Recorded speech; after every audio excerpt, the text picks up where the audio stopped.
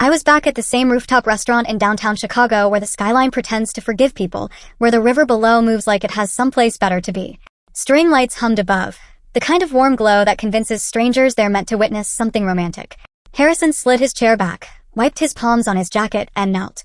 A ring box trembled between his fingers. A table nearby went quiet mid-birthday song. The server stopped with a tray of creme brulee, the torch tops winking like tiny stages. He said my name as if it were a life raft. Baby, I can't imagine my life without you. Will you? No, I said, calm and even like reading a weather report.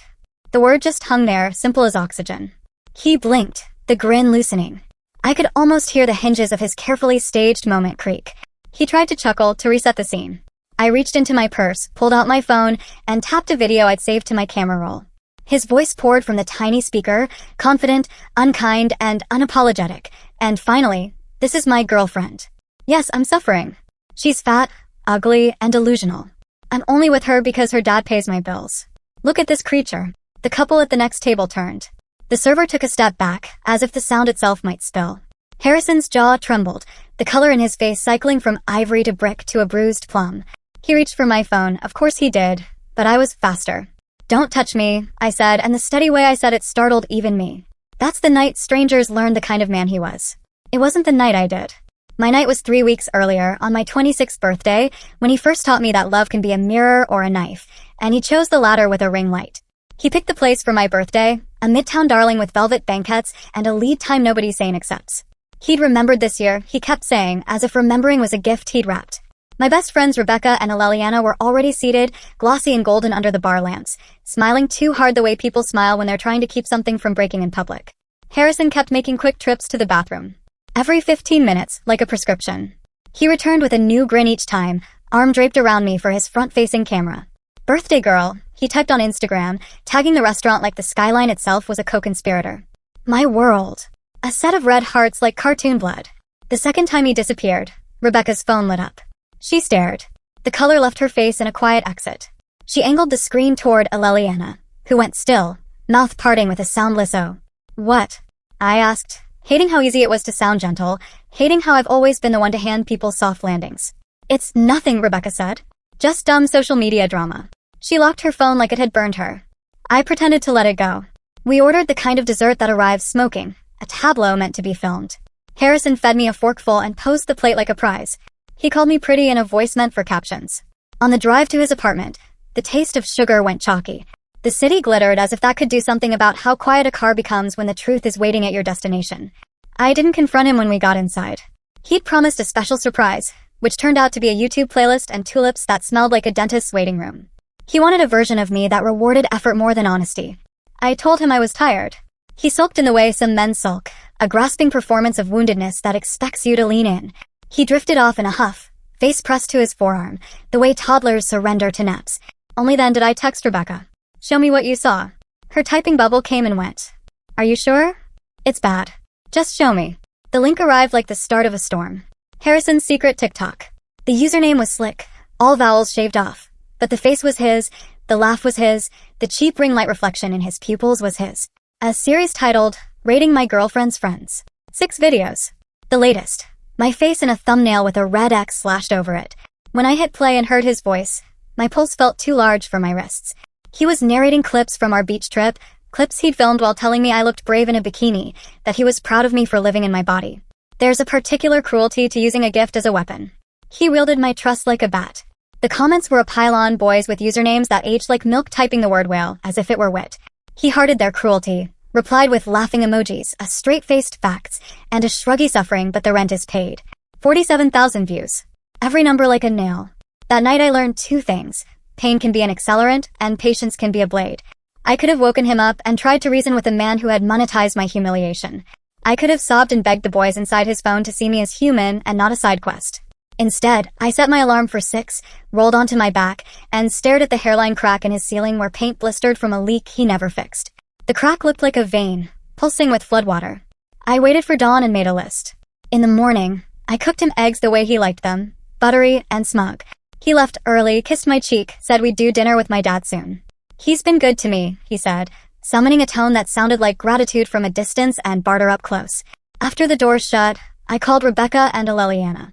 They came over with coffees and legal pads as if we were studying for an exam called My Dignity. We mapped accounts. He didn't just have the one. There were burner handles for Twitter, Instagram, Snapchat. Each one was like standing in the same ugly room with different wallpaper. Side-by-side posts that compared me to women he'd never met. Notes about how my dad, who owns a distribution company and hires like the American dream never went out of fashion, had secured his lifestyle. Screenshots of group chats where Harrison called me a meal ticket, and his friends followed with gifts of low-effort cruelty. I downloaded everything. It felt like sandbagging against a flood that had already come. Then I called my father. We met at a steakhouse in River North where the servers call him sir, and the booths feel like confessionals. My dad has a foreman's hands and a CEO's watch. He built his company from a borrowed truck and the kind of stubbornness that outlasts winters. When I slid my phone across the table and let him watch, something old and flinty entered his eyes. He didn't swear. He didn't raise his voice.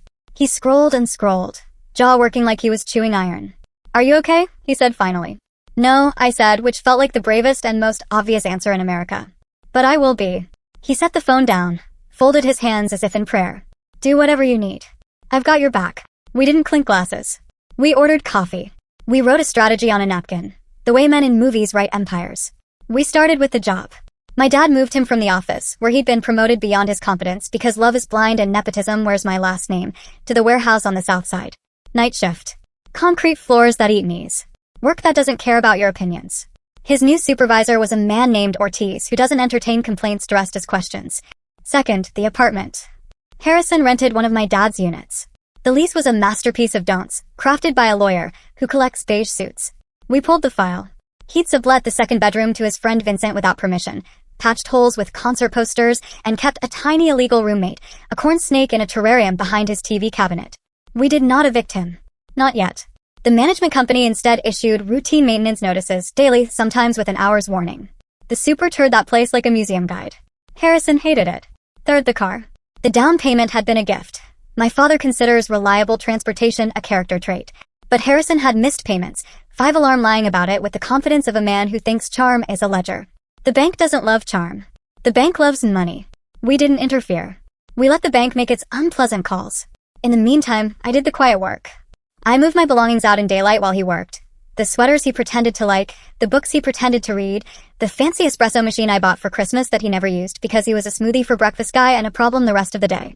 Rebecca and Aleliana packed boxes with the efficiency of friends who know what leaving looks like because they've done it too. I returned keys. I changed passwords. I told the doorman at my building to deny Harrison entry and log every attempted visit. Harrison, caught between discomfort and a dwindling audience, ping-ponged. One night he cried, the slow film mascara-less kind that wants to be believed. Another night he saw the maintenance man's clipboard and threw a tantrum I watched from the hallway with the quiet interest I usually save for theater. He told me the warehouse job was an insult. I suggested, cheerfully, that maybe it was a chance to build new skills. He complained the super was snooping. I said perhaps he should rehome the snake he wasn't allowed to have. It was like tossing pebbles into a machine and listening to the gears complain. Then I baited the hook. I left my laptop open on the kitchen island with an email visible, a draft my father and I wrote together about revising the estate plan, hinting at a trust that would vest when I turned 30 in language about my future leadership in the company. None of it true. All of it plausible enough to be irresistible to a certain kind of man. He read it like a parched man reads a menu. He became attentive overnight, back rubs and home-cooked pasta and that sweet, fake tone that sounds like kindness if you're not listening. "How do you feel about moving in together?" I asked the next day, faux casual, dropping a strawberry in a glass of seltzer like a coin in a fountain. He flinched, so fast, but recovered. "Of course," he said, "though maybe we should, take advantage of one of your dad's bigger units, get something spacious downtown. It's just practical." "Practical," I echoed, and watched him sigh like a man who's just solved poverty. The job got harder. The maintenance checks kept coming. The bank's letters turned red. He tried to visit my dad at the office unannounced, smiling like a man wandering onto a stage he hadn't secured. My dad heard him out, nodded with a steady rhythm that comforts fools, and then gave him the line of a lifetime. "If you love my daughter and want a future, prove it. Propose. Commit. Then we'll talk about help." Harrison left that meeting high on theatrics. He asked me about rings at dinner, the way a magician asks if you've seen a coin. I showed him styles I liked, a little Victorian, a little modern, because girls are often expected to be curators of the life they won't be living. He asked me to meet him for dinner at that same rooftop spot where the city brags in every direction. He said he wanted to make up for how distracted he'd been on my birthday. He wore a jacket too tight across the chest and kept touching the pocket like an athlete checking for a lucky charm. When the dessert arrived, I watched him push his chair back, the music curling around us in glossy loops. I watched him descend into a posture that belonged to better men. I watched his mouth form the syllables of a promise his heart never meant to keep. No. He blinked, as if I'd spoken a language he didn't understand. I said it again. No. I said it softly and then I said it louder because sometimes you need to hear yourself protect your own life.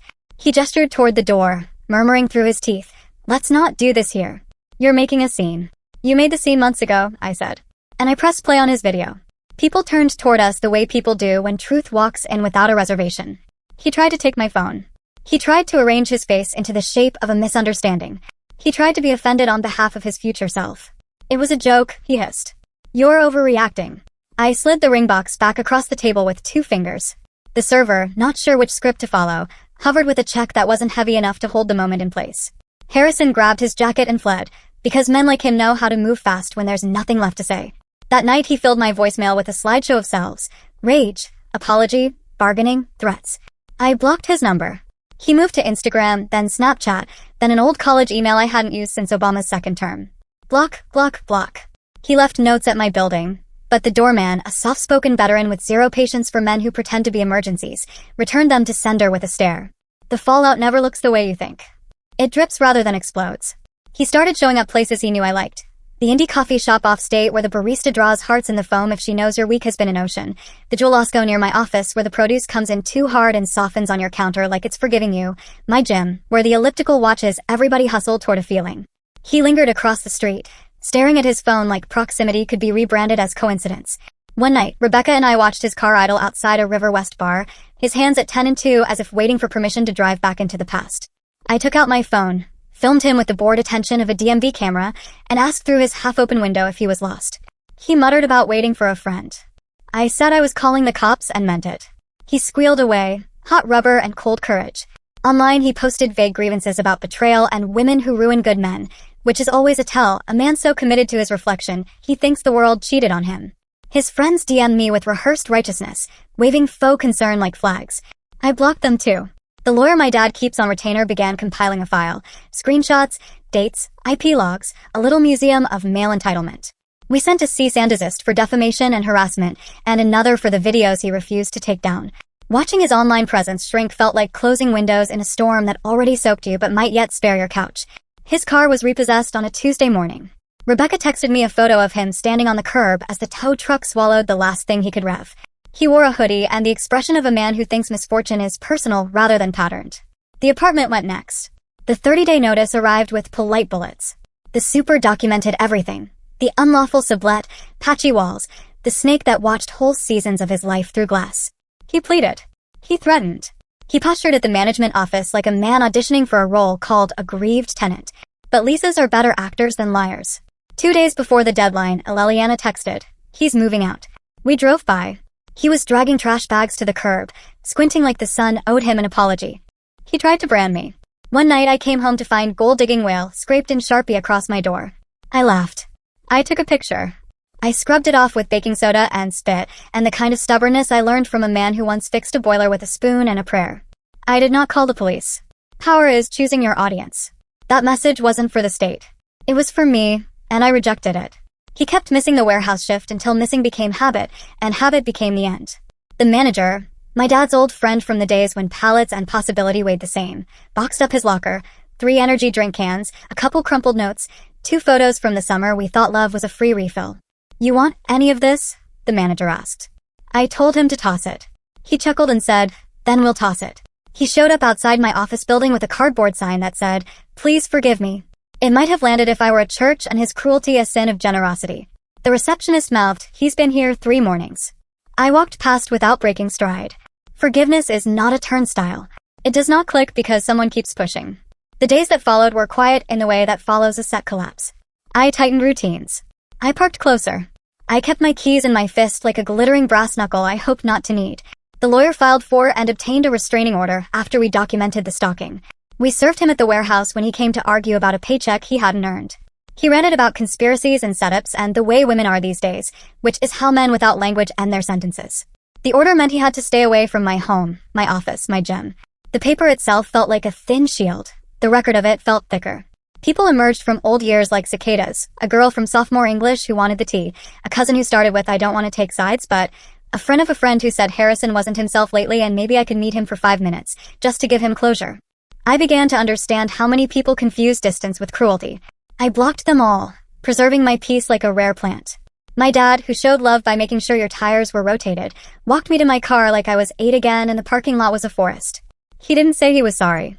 He said, "We keep going." In our family, that's the shape of an apology and a benediction. Spring shrugged into summer. I stopped flinching at random silver sedans. I went back to the beach where that cursed video had been born and stood in water up to my knees, the lake cold enough to insist. I wore a one-piece the color of sunsets and dared my body not to be a battleground.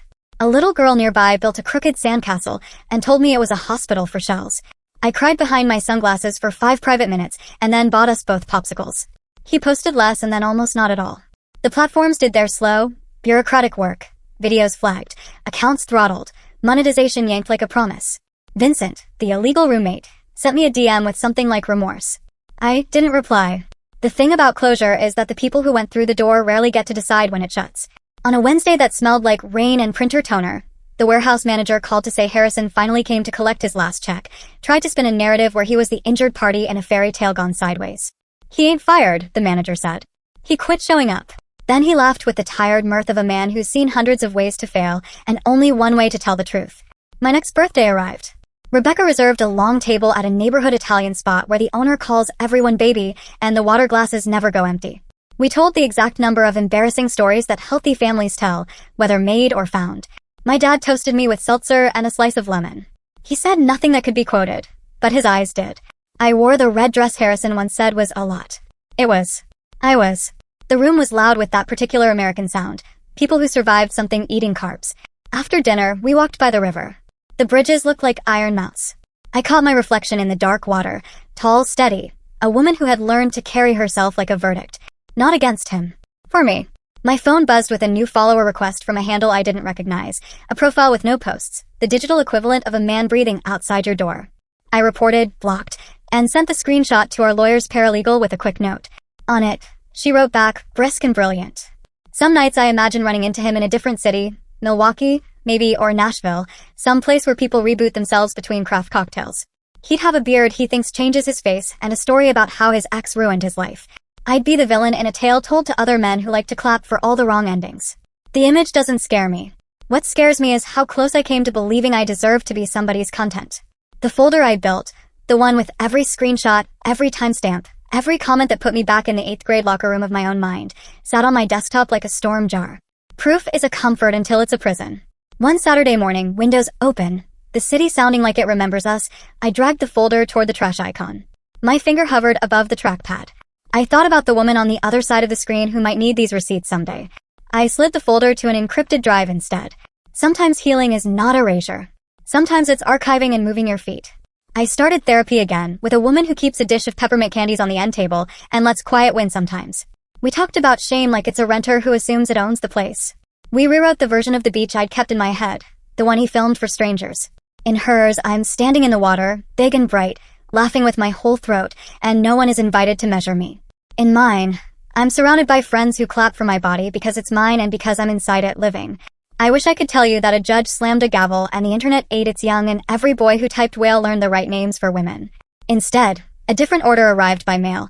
The restraining order converted to a longer-term arrangement with additional conditions. He violated it once by driving slowly down my block, a kind of drive-by sulk. The cameras caught his plates. His public defender called my lawyer to suggest a misunderstanding. The court calendar took its time.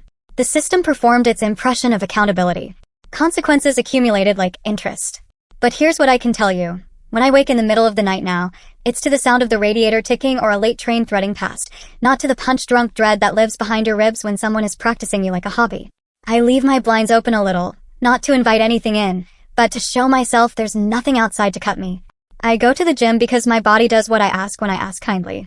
I go to the coffee shop and the bar and the beach because those places belong to me, too. A few weeks ago, I took my dad to lunch at the same steakhouse, our seats like pews. He ordered fries, the way he does only when he wants to act young. I told him I'm thinking about grad school in the fall. Finance, maybe, or public administration, something that turns the story I grew up inside into skills I can name. He nodded, that rhythmic nod again. I'll back you, he said, as if the sentence had been waiting in his mouth for years. Harrison is somewhere, I assume. Maybe he's telling a version of us that makes him the unluckiest boy who ever loved. Maybe the algorithm has moved on to other fodder. Maybe he keeps the snake in a new living room and tells himself the sign outside my office was noble. Maybe he drives a different car, one he pays for with money he earns in a job he shows up to. Maybe he learned. Maybe. The beautiful part is, it's not my job to wonder. What I know is this: I will never again confuse a performance for a partner. I will not hand the softest parts of myself to a man who thinks empathy is content. I am the daughter of a man who survived winters and recessions, and a little girl who now knows her body on a beach is not a public forum. I am the woman who said no when a city of strangers expected yes. Sometimes, when the sun drops and the skyline goes from proud to honest, I walk that same rooftop block and let the wind braid itself into my hair. The restaurant glows at the edge, full of other people's beginnings. I wish them luck without envy, because endings are also a kind of wealth. I press my palms to the railing and feel the cool metal say, you can hold on, you can let go, you can do both. On my way home, I pass a pawn shop on Kinsey where rings stare at the glass like patient moons. The clerk props the door with a brick. It smells like metal and lemon cleaner. I pause, not because I want to go in, but because for a second the fluorescent light throws my reflection over the case, and I look like someone who survived a story and then wrote a better one with her own hands. I smile once, the small, earned kind, and keep walking,